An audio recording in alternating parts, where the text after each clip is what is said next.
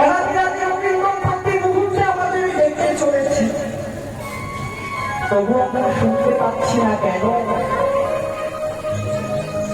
এই যে মায়া, এই যে মায়া, এই মায়া কাটিয়ে ধেনুবৎসবন ছুটে এসে রবীন্দ্রনাথ চরণে পড়ে নিজের জীবনটা রবীন্দ্র চরণখানি লেখন করছেন। গোবিন্দ চরণে লেখন করতে করতে বলছেন, হে গোবিন্দ, হে গোবিন্দ, এই জনম তুমি আমায় পশু জন্ম দিয়েছ, এই জনম তো আমায় পশু জন্ম দিয়েছ, এমন দুখানি বস্ত্র দাওনি যেই বস্ত্র দিয়ে আমি তোমার চরণ সেবা করব, এমন একটি বদন দাওনি যেই বদন নিয়ে আমি কৃষ্ণ কৃষ্ণ নাম। আবার যদি কোনো জনম দাও, তবে তোমার ওই আকুল রাঙা চরণে আমার এই নিবেদন,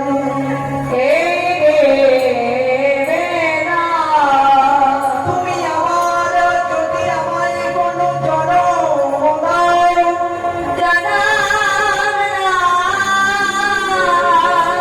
তবে আমায় ওই মানব কুলে জনম দিও, ওই মানব কুলে আমি জনম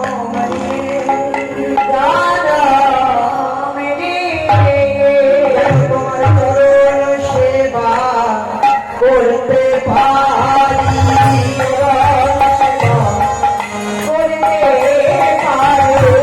চরণ সেবা করতে পারি,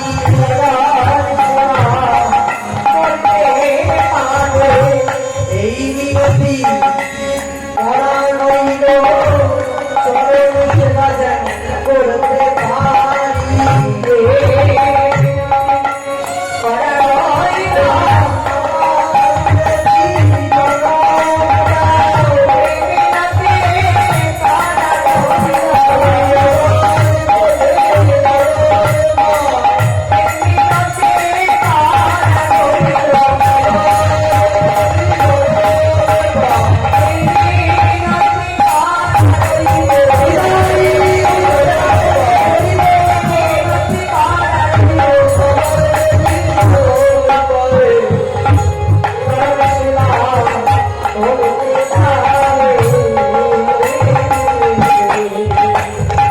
তারা গো হয়ে আমার গোবিন্দ চেনে কিভাবে আমার গোবিন্দকে ভালোবাসতে হয়, কিন্তু আমরা জানি না।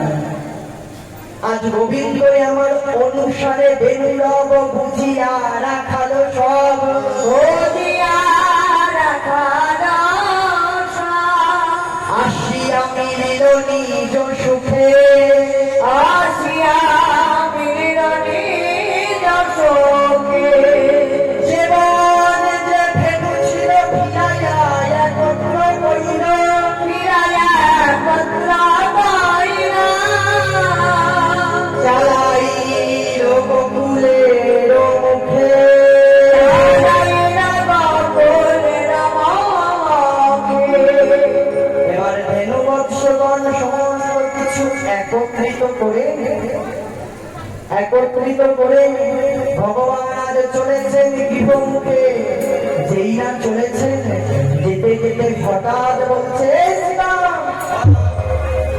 এই আমার মঙ্গলি কোথায়? ওই ছোট্ট একদিনে নবশাবক বৌশাবক আমার মঙ্গলি কোথায়? সবে কালকে তার জন্ম হয়েছে আমার আঙিনায়।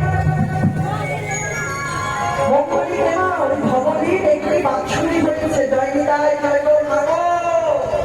এদিকে মা, এদিকে এদিকে বিচলিত হবেন না মা, জয়নিতাই। ওই ভবলীর একটি সন্তান হয়েছে, বাছুরি হয়েছে, তার নাম হয়েছে মঙ্গলি। ওই মঙ্গলিকে নিয়ে ভগবান আজ বৈষ্ণবচারণে এসেছেন, বৈষ্ণবচারণে এসেছেন। মঙ্গলি আজ ভগবান মঙ্গলিকে বলেছে, মঙ্গলি শোন শোন, এই যে কদম্ব বৃক্ষ তলদেশে আমি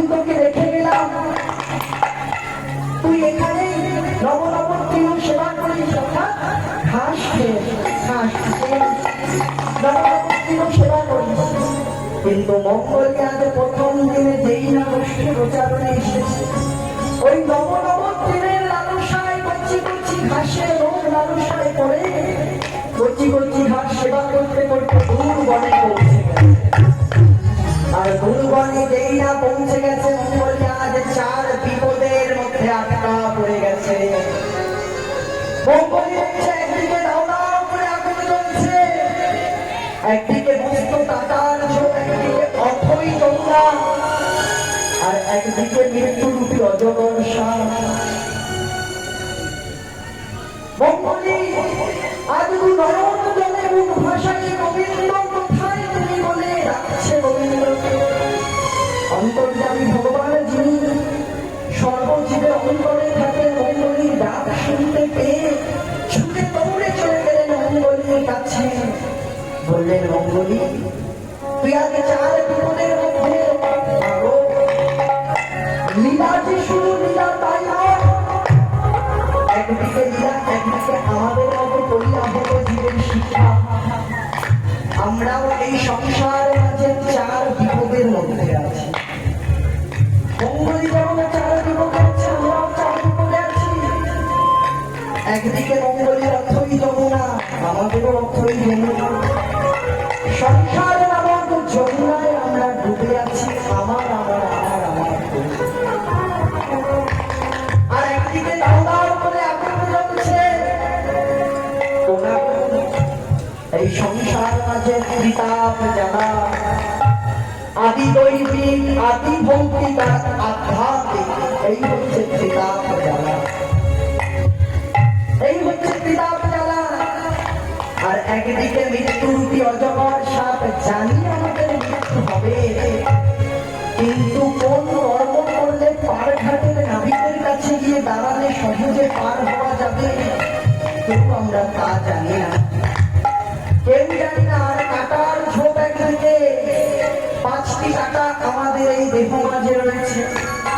অহংকার, জাতি বিদ্যা, মহত্ব, রূপ, যৌবন, মেবচ, ভক্তস্তু পঞ্চপঞ্চকা।